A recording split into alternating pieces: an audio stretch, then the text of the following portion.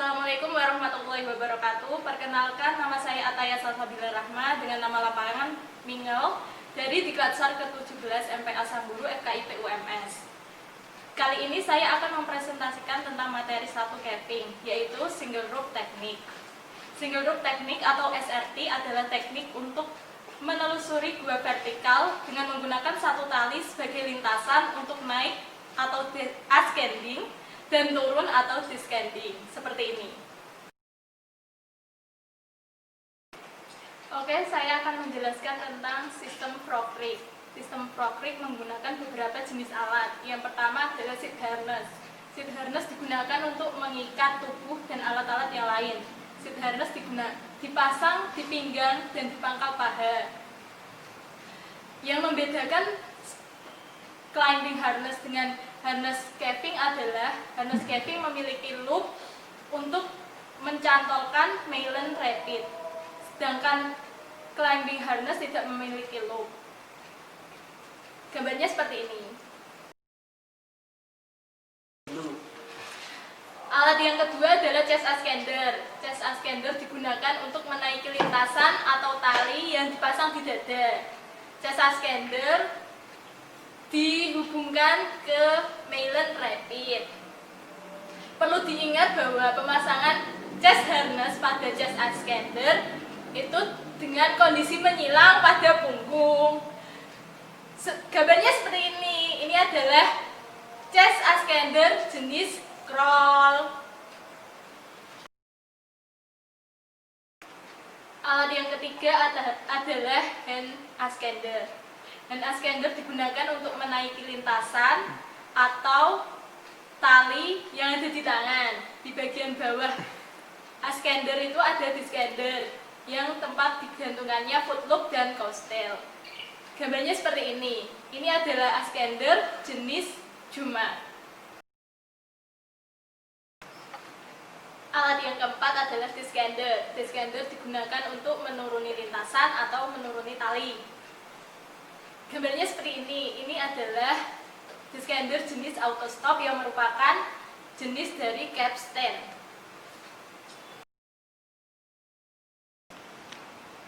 Alat kelima adalah Malin Rapid. Yang biasa dipakai adalah yang berbentuk half moon. Half moon digunakan untuk meletakkan crawl di tengah, alat descender seperti auto stop di kanan, dan coastal di kiri bersama 2 karabiner. Seperti ini gambar Malin Rapid yang jenisnya semi circular.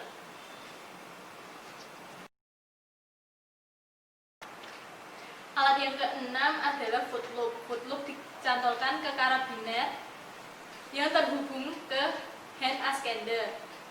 Fungsinya sebagai pijakan kaki. Simpul yang digunakan untuk foot loop adalah simpul kambing, sementara ujungnya yang digunakan adalah simpul 8. Gambarnya seperti ini. Ukuran dari foot loop harus sama seperti gambar seperti ini untuk mengurangi kelelahan pada saat ascending.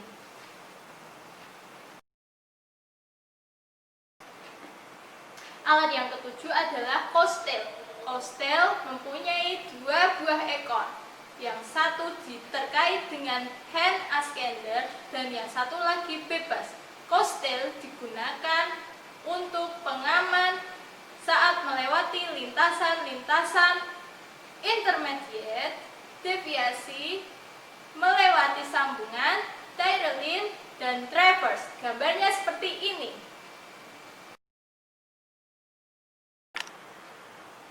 Alat yang selanjutnya adalah chest harness. Chest harness digunakan untuk melekatkan chest ascender agar lebih rapat dengan dada, sehingga memudahkan pada gerakan sewaktu ascending normal atau pada saat melewati sambungan tali. Gambarnya seperti ini. Karabiner snap. Karabiner snap digunakan untuk mencantolkan tali. Gambarnya seperti ini.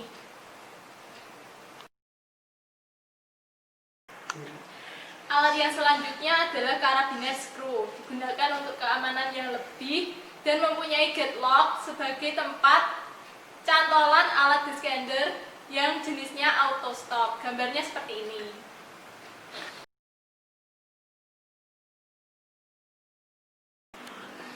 Alat yang terakhir adalah Meylin Rapid. Digunakan sebagai penyambung antara chest harness dengan Meylin Rapid jenis semisekuler. Gambarnya seperti ini. Ini adalah Meylin Rapid jenis oval.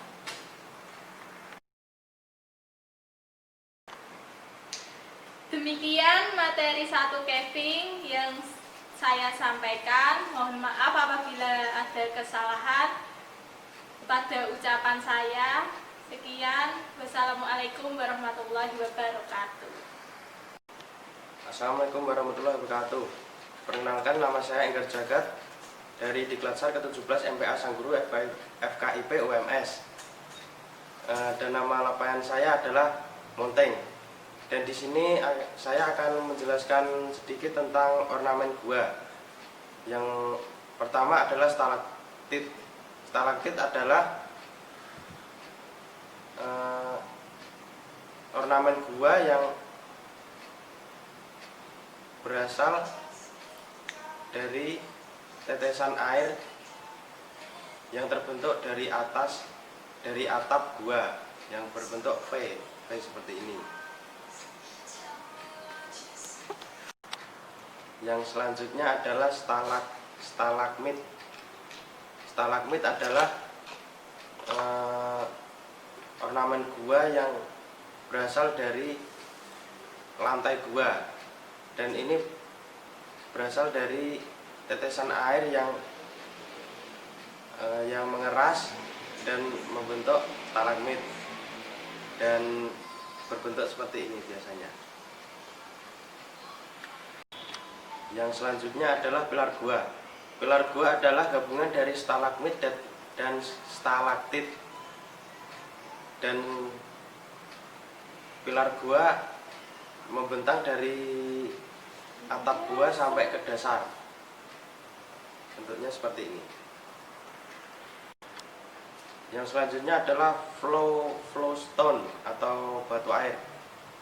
Dan ini terbentuk dari miliaran tetesan air yang menyelubungi batu atau tanah.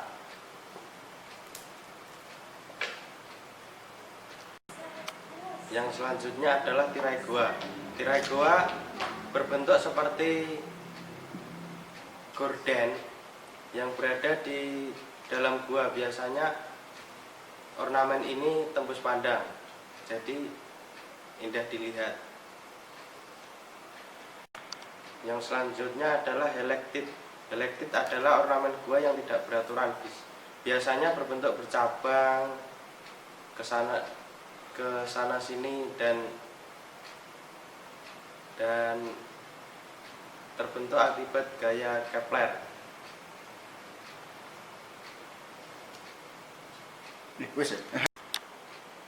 Dan yang selanjutnya adalah mutiara gua. Mutiara gua adalah mineral yang menyelubungi batu, biasanya adalah batu. Dan sayangnya mutiara gua sangat sulit ditemui di dalam gua. Yang selanjutnya adalah gordam. Gordam adalah ornamen gua yang berbentuk seperti petak-petak sawah. Yang selanjutnya adalah soda straw. Soda straw ya mirip stalaktit, namun ukurannya lebih kecil, seperti tetesan-tetesan air. Yang selanjutnya adalah gross. Gross adalah kumpulan kalsit yang terkumpul atau terbentuk atas aliran kemiringan tanah yang mengandung CO2, dan semakin banyak CO2 yang memuai akan membentuk gross yang banyak. Yang selanjutnya adalah marble. Marble adalah batu gamping yang mengalami perubahan bentuk yang diakibatkan oleh panas dan tekanan sehingga akan membentuk struktur bulat-bulat seperti mutiara gua namun lebih besar sedikit. Yang selanjutnya adalah marble. Marble adalah batu gamping yang mengalami perubahan bentuk yang diakibatkan oleh panas dan tekanan sehingga akan membentuk struktur bulat-bulat seperti mutiara gua namun lebih besar sedikit. Sekian dari saya, apabila ada salah kata saya mohon maaf. Wassalamualaikum warahmatullahi wabarakatuh. Baik, Assalamualaikum warahmatullahi wabarakatuh. Perkenalkan, nama saya Diarlen Novanda Yordan, biasa dipanggil Yordan. Dengan nama lapangan Cengep, saya dari Angkatan Dikatsar 16 MPA Sangguru FKIP UMS. Di sini saya akan menjelaskan tentang materi caving 2. Yang pertama adalah speleologi. Speleologi adalah ilmu yang mempelajari tentang gua-gua yang berasal dari bahasa Yunani. Untuk bahasa lain itu, speleologi adalah ilmu yang mempelajari gua dan lingkungannya. Kemudian ilmu yang terkait dengan speleologi adalah geologi, geografi, arkeologi, biologi, kehutanan, pertanian, teknik sipil, pariwisata, sosial, ekonomi, budaya, dan kesenian. Selanjutnya adalah kegiatan alam bebas dalam speleologi. Yang pertama adalah mountaineering, panjat tebing, arum jeram, gondole, canoeing, dan vertical ratio. Kemudian selanjutnya adalah jenis gua. Jenis gua ada 4 kalau tidak salah. Yang pertama adalah gua lava, gua litoral, kemudian gua batu gamping, dan gua pasir. Kemudian bentuk gua. Gua yang pertama adalah horizontal. Horizontal itu umumnya berbentuk mendatar, sementara vertikal itu berbentuk tegak. Teknik penelusuran gua itu ada 2. Yang pertama adalah teknik horizontal. Teknik horizontal sendiri seperti ada duck walking, crawling, belly crawling, crouching, squeezing, dan bear walking. Kemudian ada medan vertikal. Untuk medan vertikal sendiri seperti umumnya kita berjalan lurus ya, karena tegak jadi tidak ada rintangan lain. Kemudian ada selanjutnya adalah perlengkapan dan peralatan penelusuran gua. Yang pertama, perlengkapan standar pribadi penelusuran gua. Yang pertama adalah alat penerangan, yang kedua helm caving, coverall, sepatu boot, dan daypack. Untuk peralatan kelompok itu seperti dokumentasi seperti kamera, logistik seperti makanan, peralatan PPGD, kemudian P3K, dan peralatan masak. Selanjutnya adalah hal-hal yang harus dilakukan sebelum atau manajemen penelusuran gua. Yang pertama adalah mempelajari lingkungan gua. Lingkungan gua itu apakah gua itu berbentuk vertikal atau horizontal. Yang kedua adalah perizinan.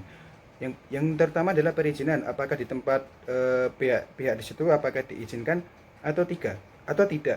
Kemudian transportasi. Nah, transportasi ini sangat digunakan untuk kita semua apabila kita datangnya berkelompok. Ya mungkin kalau untuk kita tidak berkelompok mungkin bisa ya naik motor pribadi atau naik mobil pribadi.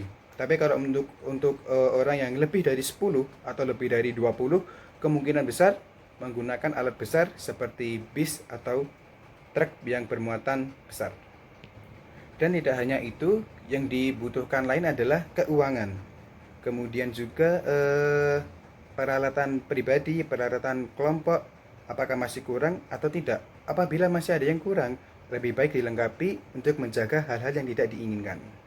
Selanjutnya adalah jenis dan tujuan kegiatan penelusuran gua. Pembagian tugas dan wewenang dalam penelusuran dibagi sesuai dengan jenis dan tujuan kegiatan tersebut. Seperti yang pertama adalah penelusuran biasa. Hal yang pertama adalah rigging, ladder atau transportasi barang, dan juga cleaning. Yang kedua adalah pemetaan goa. Ada rigging, leader, dan mapping.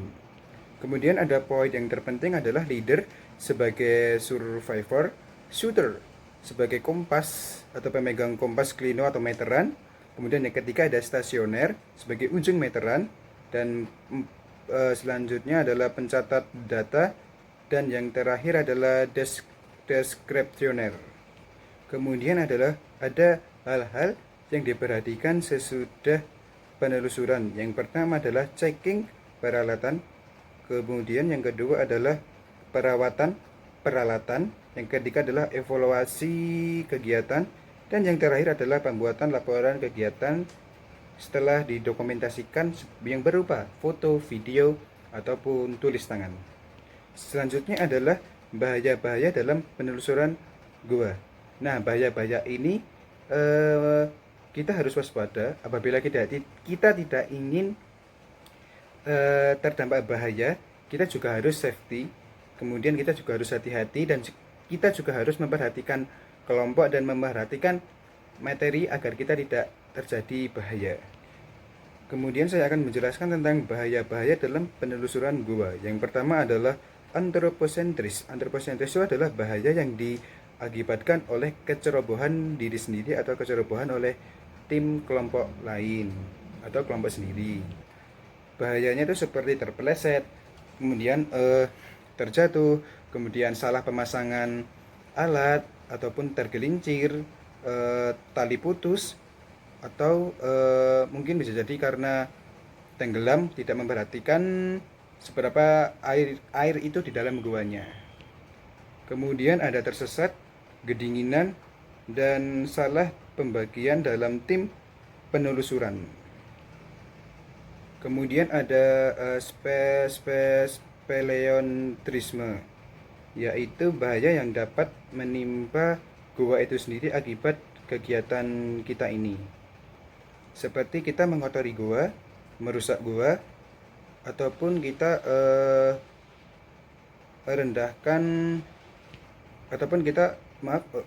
merendahkan peraturan yang telah dibuat oleh pihak setempat. Nah, jika kita ingin memasuki goa, kita harus yakin kepada diri kita sendiri. Yang pertama adalah kita harus percaya kepada Tuhan Yang Maha Esa. Kemudian kita harus mendapat perizinan. Jika kita tidak mendapat perizinan, kita jangan sampai masuk ke dalam sana. Karena apa? Kita bisa tersesat, ataupun kita juga bisa terjadi hal-hal yang tidak diinginkan ya, seperti terjatuh, terpeleset, ataupun tergelincir. Jika kita tidak bisa memperhatikan diri kita sendiri ataupun alat-alat yang kita gunakan. Kemudian saya akan menjelaskan tentang SRT atau Single Rope Technique. Adalah suatu teknik untuk melintasi lintasan tali vertikal yang sering digunakan dalam penelusuran gua yang berbentuk vertikal ataupun berbentuk datar. Kemudian di sini saya akan menjelaskan tentang peralatan. Yang pertama adalah sheet harness, digunakan untuk mengikat tubuh yang dipasang pada pinggang kaki. Selanjutnya adalah ascender, digunakan untuk menaiki lintasan dengan menggunakan tali. Kemudian ascender itu dibedakan menjadi dua. Yang pertama adalah hand ascender, yang kedua adalah chest ascender. Kemudian ada descender, yang ketiga adalah descender, digunakan untuk menuruni lintasan. Yang keempat ada mainland rapid. Mainland rapid sendiri ada 3 macam. Yang pertama adalah delta mister, kemudian yang kedua ada semi circular, secara fungsi sama dengan delta mister. Yang ketiga ada oval mister. Alat selanjutnya adalah sheet harness, digunakan untuk mengikat chest ascender dengan dada dan dapat diganti dengan webbing. Nah, untuk webbing sendiri, karena webbing itu kan lebih panjang, jadi lebih enak menggunakan webbing. Selanjutnya adalah coastal, kegunaannya sebagai pengaman saat akan memulai dan selesai melintasi lintasan. Kemudian ada selanjutnya, mohon maaf, selanjutnya adalah forward loop, digunakan sebagai pijakan kaki dan dihubungkan dengan ascender. Kemudian yang selanjutnya adalah pemetaan gua mapping, yaitu suatu gambaran proyeksi dua dimensi dengan skala lebih kecil dari suatu bidang tiga dimensi yang mempunyai batas-batas tertentu. Kemudian manfaat pemetaan gua yang pertama adalah merupakan bukti otentik bagi penelusuran gua sebagai penelusur. Yang kedua itu membantu para ahli dalam mempelajari biospeologi.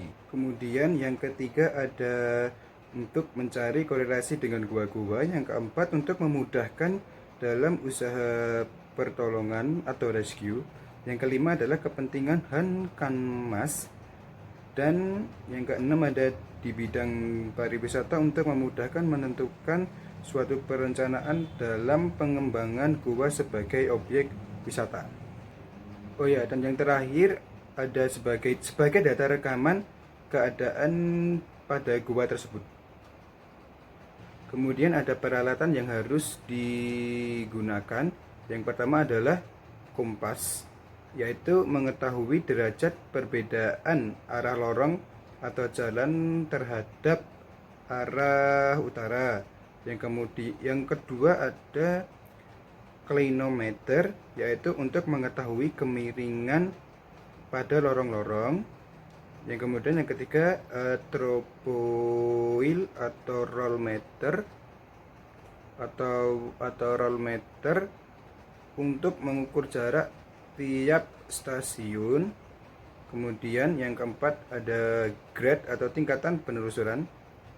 Yang harus dibawa adalah alat tulis, kertas kalkir, penggaris, dan GPS. Nah, untuk pengambilan data idealnya dilakukan oleh 4 orang. Orang pertama yaitu sebagai leader yang bertugas untuk menentukan titik stasiun setelah mempelajari bentukan lorong serta memasang lintasan. Kemudian orang kedua disebut itu stasioner sebagai stasiun pengukuran dan pembawa ujung meteran. Kemudian orang ketiga itu bisa disebut shooter, bertugas sebagai pembaca alat-alat ukur clinometer, kompas, dan meteran. Kemudian ada orang yang keempat itu bernama descriptor sebagai pencatat semua data pengukuran lapangan serta membuat sketsa lorong selama perjalanan. Kemudian ada data-data yang diambil yaitu sudut clinometer, sudut kompas, jarak miring, dan jarak kiri kanan. Kemudian ada tinggi atap, cross section, sketsa lorong. Kemudian yang terakhir adalah penggambaran peta. Kemudian saya akan membacakan tentang materi tambahan, yaitu self rescue, yaitu merupakan suatu tindakan penyelamatan yang dilakukan oleh anggota tim penelusuran apabila ada terjadi bahaya di sekitar atau bahaya yang menimpa teman orang lain atau orang lain. Nah, usaha ini dapat dilakukan apabila kondisi korban tidak memerlukan perlakuan khusus sehingga memungkinkan bisa dilakukan evakuasi. Kemudian ada gangguan umum telah dilakukan stabilisasi. Yang ketiga terjadi luka atau pendarahan. Kemudian ada patah tulang dan tidak mengganggu yang patah tulang tidak mengganggu pergerakan. Kemudian trouble di tengah lintasan.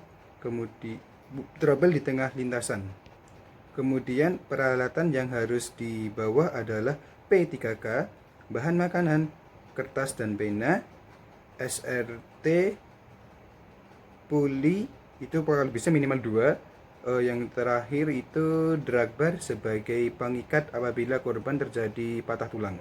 Kemudian ada beberapa macam-macam teknik self rescue. Yang pertama itu adalah man to man system. Kemudian yang kedua adalah holding system. Dan yang ketiga adalah counter balance system. Nah, cukup sekian yang bisa saya sampaikan. Kurang lebihnya mohon maaf. Apabila ada salah kata saya juga mohon maaf. Wabillahi taufiq wal hidayah. Assalamualaikum warahmatullahi wabarakatuh.